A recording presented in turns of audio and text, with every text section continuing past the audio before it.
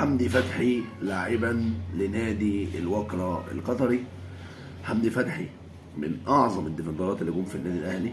حمدي فتحي لعيب متكامل، يلعب 6 حاضر، يلعب 8 حاضر، هاجم حاضر، بصير كويس، هداف، بيعرف يجيب جوان وبيلعب بدماغه كويس، وفي نفس الوقت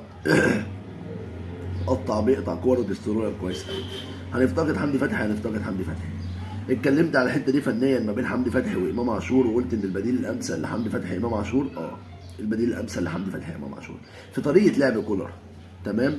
بس بعيد عن امام والكلام دوت، انا بتكلم في الفيديو اللي فات. يعني لو شفت الفيديو ده يا ريت تدخل تشوف اللي فات، هتلاقيني بتكلم بالتفصيل. حمدي فتحي انا هفتقدك، انا بحبك جدا جدا جدا جدا جدا.